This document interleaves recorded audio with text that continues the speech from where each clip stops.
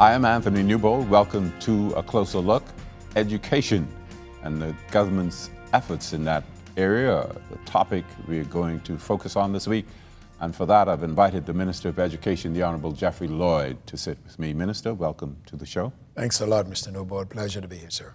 And it's a pleasure to have you. The government has the Ministry of Education and it has the Department of Education. What's the difference?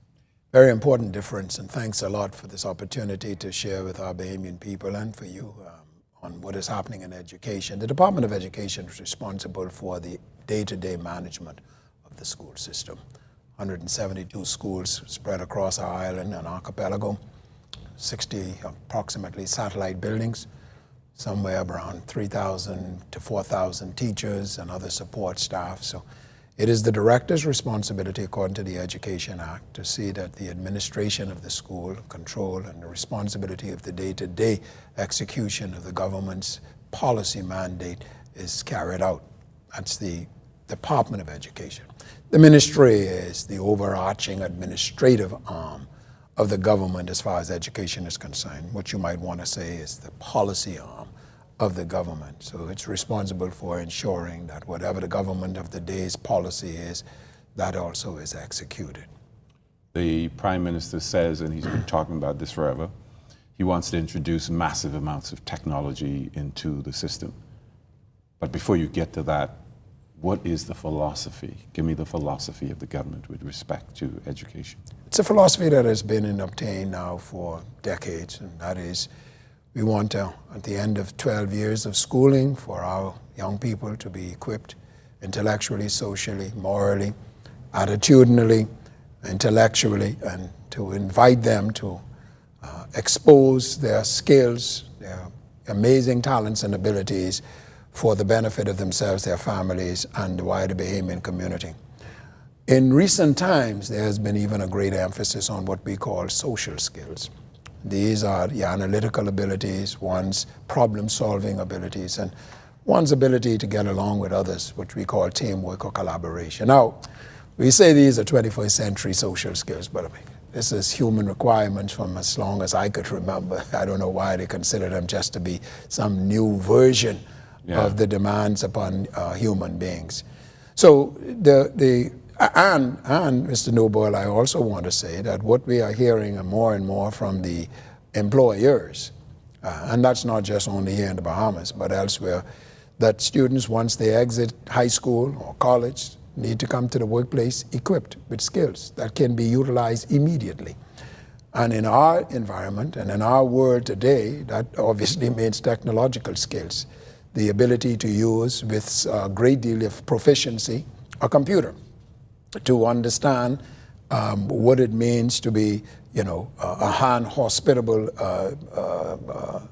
advocate in the marketplace, client, employee, to ensure that the advancement of that particular enterprise, company, business, meets the expectation of shareholders and management. So the demand today is quite onerous, I would suggest respectfully, on the high school graduate. You would know that 70% or thereabouts of our students who leave high school, in fact, go into the work world. It's less than 30% that do indeed go on to matriculate at a tertiary level institution. So when we prepare our young people, we got to prepare them with that in mind, that 7 out of every 10 or more, in fact, are going to leave high school for any number of reasons and move into the world of work. And when they get there, more and more of the companies are not as robust and comprehensive and excited about doing some of the work which should have been done in school, and that is teaching and making sure that they have mastered literacy and numeracy and other comprehensive skills, computational skills. And so our people, our students, our young people have got to be ready. They got to be ready, those social skills. And again, technology, they've got to be able to deal with the 21st century technology. Well, there's no question about that. This is why for us at the Ministry of Education, our emphasis on technology and the fact that we seek to digitize the educational system within the next 18 months or thereabouts is paramount. It's absolutely critical. our young people have got to be so equipped, and I'm not just talking about those who are leaving high school. There are those who are in high school and in primary school who have got to be introduced by way of computer science or coding and other technological skills and applications so that they today can negotiate the world in which they live. I mean, you think about a 12 and a 14-year-old, they're not going to be negotiating the world in 6 or 7 years. They're doing that right now.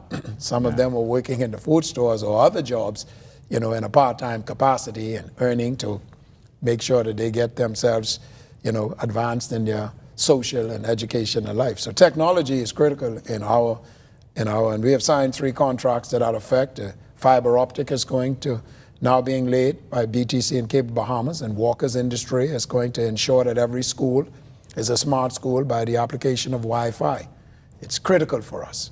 You started with tablets. All of the primary schools have tablets? Well, tablets has no application unless we have the foundation, the blueprint. Yeah. And that means that the system has to be internet ready so that these tablets can have a platform on which to operate. We now have tablets. We have about 13,000 tablets in inventory ready for distribution. In some schools, those tablets have already been distributed and they are being utilized in the dispensation of learning and the teaching experience. But across the board, we have to wait until BTC and Cable Bahamas have finished laying down the fiber optic, Wi-Fi being applied in the case of Walkers, and we are now going in 10 or so school tranches.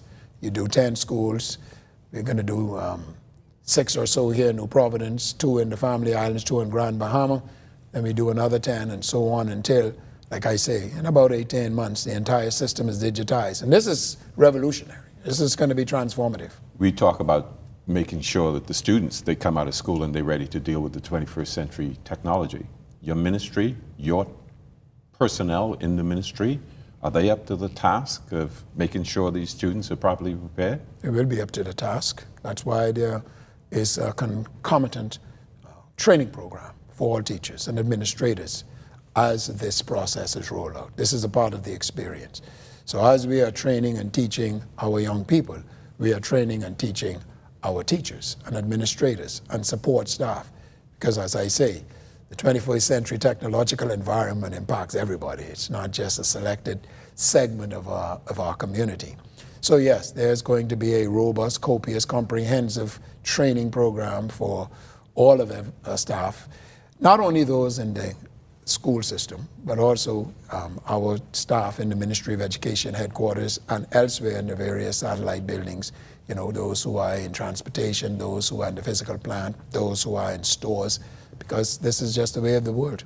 Okay, we're going to talk some more about that, and I'm going to ask you about the physical plant some more, but we got to take a break and we'll be back with more of a closer look after this.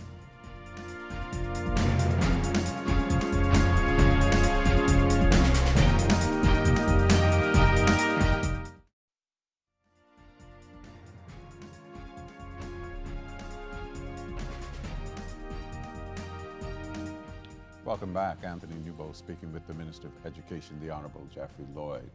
I know I wanted to talk about the physical plant, but let's talk about your objectives. I know you, more than technology, you must have some other ones. Have to, absolutely. One of the things that we recognize is that, according to anecdotal information, it's being investigated at this time, that is that we have a challenge with students who are entering grade 1. They're simply not ready. Approximately 40 to 50% of our students, according to grade 1 teachers, do not come equipped with the necessary skills to negotiate that very important foundational grade. And so, even though it's been happening in the private sector for a while and to some extent in the public sector, we have a great number of our 3-year-olds and 4-year-olds who are not in some formalized educational training program, what we call preschool. Our ambition is to universalize the access of preschool education to all 3- and 4-year-olds in the Commonwealth of the Bahamas. We would love to do it in the public sector, but that's just not a reality at this time and may not be for some time. And that's why in 2018 and now 19, the school year, we embarked on that initiative where we wanted to increase the number of preschoolers enrolled in a school program by 1,000 each year until we get to what Barbados has, and that is universal access to preschool education, or what is now described as pre-primary education. Very important, because the IDB and many other external agencies have, through their scientific studies, found that once students get that head start, they do much better in their academic career and in life period. And so we are successful this year in getting that additional 800. We didn't reach the 1,000 for a number of reasons. And again, in 2019-20 school year, we're going to add yet another 1,000 students. In order for us to do this, we have made some gigantic steps in terms of preparing some of our public spaces, converting them to preschool classrooms. But we had to engage the private sector, and we did, with 40 preschool programs and schools, which meet the ministry's requirements through the NACOB accreditation agency. So very important, preschool education. We must lay the foundation, and we are not compromising on that. Whatever it takes, we must do that. Wherever that preschool education is properly regulated. Oh, it has to be, okay? Which means that that private school must be teaching a curriculum that is endorsed by, validated by the Ministry of Education, and all of them are, that preschool classroom has in it a qualified teacher and a qualified teacher's aide.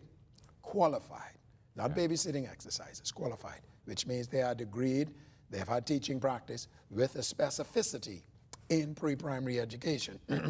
High school teacher, though they may be qualified to teach high school, cannot teach, and is not equipped, it's not qualified to teach that preschool program. So it's very important. Yeah. We don't have sufficient of those. That's why there's a great effort, an aggressive one, to encourage more of our students who are looking at teacher education to go into those foundational years. You know already about technology. Number three is curriculum. Yes. You got to have something to teach. Our curriculum hasn't been revised in quite some time. And so we have now embarked on a curriculum revision, curriculum reform exercise, where we have mandated that every 5 to 6 years, the curriculum goes through a wholesale revision. And it's not going to just wait for the 6 years if it's necessity that it be adjusted as we go along the way. So our entire curriculum is being looked at with a view of making it relevant to the 21st century. I talked a little bit about those skills, very important graduate skills, but also that it's not only relevant to the 21st century, but it teaches what is necessary for our students to be able to graduate from high school. And this is one of the areas that we are having some challenges, because half of our students who leave 12th grade, one half do not meet the minimum requirements for graduation, one half. So if you're looking at 5,000 to 6,000 that leave every year, 2,500 to 3,000 of them are not meeting the minimum standards for graduation. We've got to correct that. It's incrementally getting better, but it's not doing as fast as we need to. So curriculum reform is absolutely essential. Another very important and final component is professional development. We've got to keep training our teachers. Mr. Noble, the bar keeps moving. I mean, the world is moving at a frenetic pace. Information is coming now. We're learning more and more about who we are, what the world is.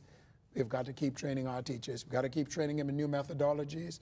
We've got to keep training them in the pedagogical skills that now are relevant for the 21st century. And we got to keep letting them know what the new information is. New information, they need to be trained. You talk about curriculum development and the broader issue of knowledge, general knowledge. How tailored is that curriculum to what happens in the Bahamas? That's what we are doing. That's why it's so important for us to reform curriculum. That's why we have to now look at why and how literacy skills are required, numeracy skills are required, computational skills are required. We now have to bring the esteem of technical and vocational education up from the doldrums where it is. It's no longer a discounted value. There are students who are gifted academically, but there are also students who are gifted technically and vocationally, and they should enjoy the same levels of esteem. Is why we are looking more closely now at reintroducing or expanding the options for technical vocational education in high school and beginning earlier, because children are now beginning to express and manifest those tendencies and those orientations much earlier, as early as the 7th grade. And why shouldn't our curriculum facilitate this very important aspiration of our children? Let me just do something very quickly here with regard to technology. Why technology is so critical for us in the archipelago of the Commonwealth of the Bahamas is that it's going to facilitate something that we have been struggling with for a long time, and that is teacher shortage. All right? Distance education now is going to become a real feature of technology, where that student who is in Michael, for instance, or Southern Eleuthera, or Southern Andros, who may be suffering from the deprivation of not having a science teacher or a maths teacher or some other teacher, is going to be able to benefit from a class being taught here in New Providence or in Grand Bahama or anywhere else by a teacher. But they will be able to participate because of distance education, where there's a monitor, there's a facility for their engagement right in the same time that that student in Nassau, Grand Bahama, or another family island is learning that subject. And that lesson is going to be archived so that the student and the parent can go back and do whatever review they need to do. And the teacher is now going to become more of a tutor, where they would be accessible at any time, generally by way of email or other forms of communication, and they can respond to questions or some other interrogations by that particular student. This is why, you know, education is revolutionizing the Bahamas. I was about to say revolutionary. We're talking about personnel. Everybody complains about the fact that we don't have enough men in the system. We don't. What are you going to do about it? What can you do about it? The complaint has been that men are not attracted to teaching for a couple of reasons, the most important of which is money. Money, yeah. Money. Okay, teachers are not as well paid as they ought to be. Teachers are not as well paid as the profession demands. Many men do not feel an attraction to teaching because those who are so inclined or who may be gifted are choosing other professions, whether it's accountancy or engineering or medicine or law or some other field where there is greater satisfaction on a personal level, but certainly greater satisfaction on a compensatory level. Yeah.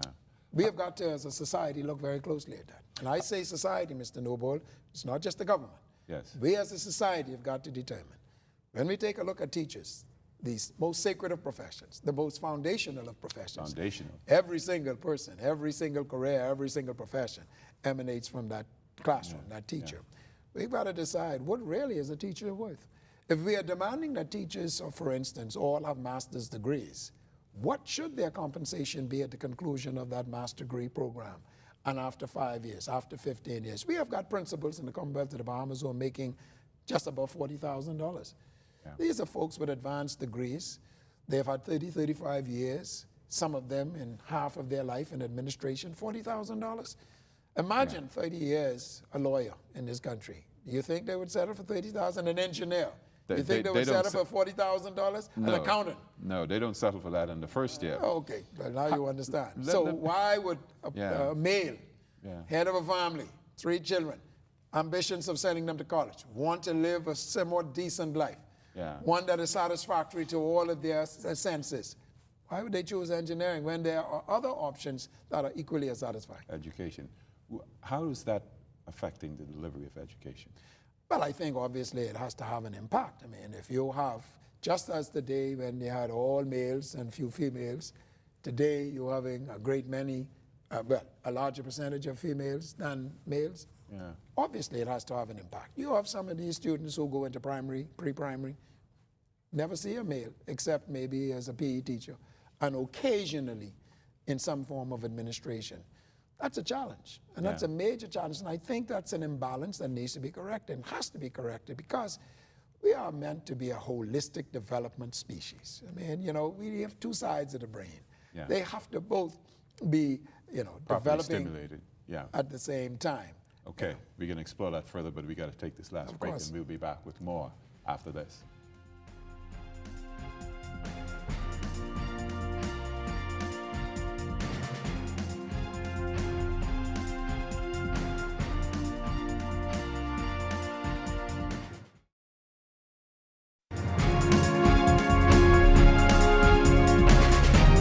Welcome back to A Closer Look. Anthony Newbold speaking with the Minister of Education, the Honorable Jeffrey Lloyd, talking about males in the system. How likely is it that we will see a same-sex school experiment in the Bahamas? Oh, it is very likely. We are looking at that right now, exploring the means by which that will be. Not necessarily school, but certainly classes. Classes? The science is there. It's pretty conclusive that some students, and it's very important for us to understand this, same sex is necessarily applied to everybody. You and I are the beneficiaries of a same-sex school. St. Augustine's in the 60s.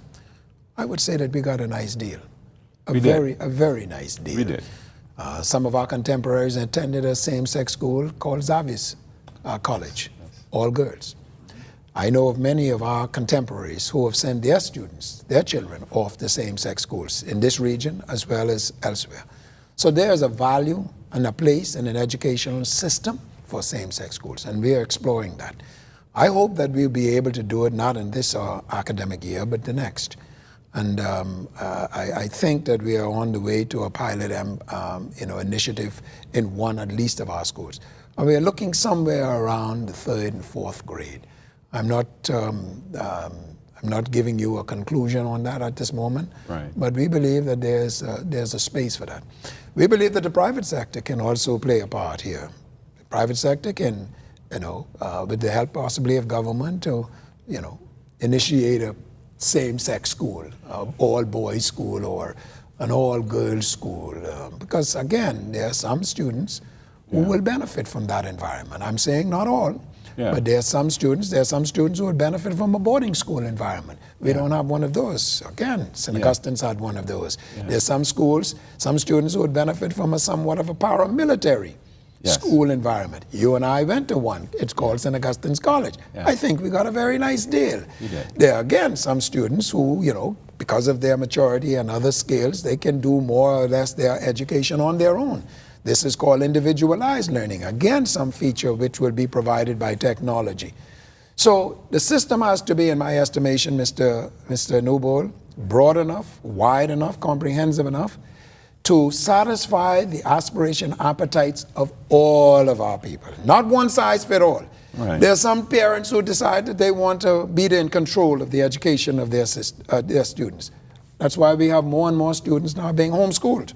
Yeah. And there's a reason for that. Yeah, because that's their ambition, their interest. Some students who are interested more in, pursuing, though with their academics, careers in sports, or careers in arts, or so on. And we've got to be broad enough, matured enough, expansive enough in our own thinking that the system makes available these options for our students. Because my question was, and I think you answered most of it, how do you engage the wider community, the other stakeholders, in ensuring that we get the kind of education for our students? Copious conversations and consultations with our parents. And stakeholders include our parents, the union, the wider civil society, which of course includes the corporate community. Churches. And the churches. We have to, continuously. We have to say, listen, you and I keep saying that we are not satisfied with the educational output in this country. We are investing $370 or so million on an annual basis. That is representing somewhere around 13 or 14%. According to IDB, World Bank, and so on, we should be investing 18 to 20%, but that's another conversation. What do we need to do in order to help our students maximize their potential? What do you say, parents? You say civil society, you say corporate. What do you say to churches? What do you say, government? How can we best enable these students, that child in Acklands, that child in North End, that child in Grand Bahamas, child in Baintown, Kemp Road, Fox Hill, in Albany? How can they best maximize the gifts that God has given them? How can we awaken that in them? Have a little conversation. We are doing that, not as, again, comprehensively we would like to, and of course the union is at the table, but we'd like parents to become involved. There are too many parents who feel that the education of their children is the responsibility of the teacher in the classroom or the administrator in the office. You're responsible for that education. It's your job to make sure that your child is properly educated. You are fundamentally responsible for the overall education. We are here to assist you, but it's your fundamental obligation. Two more areas I want to get to before we're done. One of them, and we're talking about the physical plant. People hear about public schools in the Bahamas, and one of the first things they think about is schools never open on time. Well, that's not true. Well, That's not true. That's not true. The schools generally open on time. There might be a hitch or a hiccup here and there, but schools generally open on time.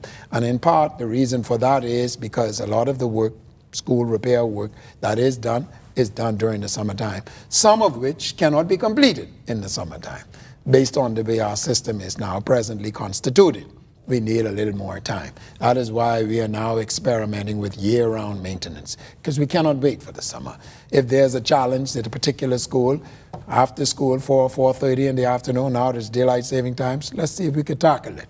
We could tackle it on weekends. And let's see if we can make sure that these issues are not, building up and then they become catastrophes and crises during the summertime, which takes a lot more effort, takes a lot more time, and I know you know what I'm going to say. Takes a lot more money. Yes, okay? Always. Listen, as we come to the end of this, how does UB, University of the Bahamas, and BTVI, and you referenced BTVI a little earlier, how do these two institutions fit into the plans that the government has for education in the Bahamas? They're integral, absolutely. As you know, the government has announced that UB this coming school year, beginning this school year, we're working out the plans, will be free. Now, whether that's free for incoming students or free for everybody, those plans are still now in the process, but there will be certainly a lot of free support for those students who are entering UB. Do also understand that 50% of those students at UB are already enjoying significant financial support from the government. So we're really only talking about approximately 50%. That's number one. You know right now that the BTVI tuition is free. Right this minute. So that will continue. And why is that? We need technicians, we need craftsmen, we need artisans who are going to ensure that the country keeps functioning. You guys are in here now, there's a technician who is manning these cameras. There's somebody who's responsible for the light, someone responsible for this set. That's a technician. That's not just an academician. That's somebody who has got their hands and their heads and so on and making things happen. And I can tell you, Mr. Newbold, ever since we enrolled that program, that free tuition program at BTVI, they have been way oversubscribed. We don't have enough space. Yeah. That's why I'm happy to report this evening that there is going to be a $5 or so million loan from the Caribbean Development Bank to help upgrade, significantly upgrade, major upgrade that is coming to the BTVI campus. Another 9 or so state-of-the-art labs in all of their disciplines. So it's very, very exciting. Huge undertaking, all of it. You comfortable that you are making the strides you expected you'd be able to make at this point?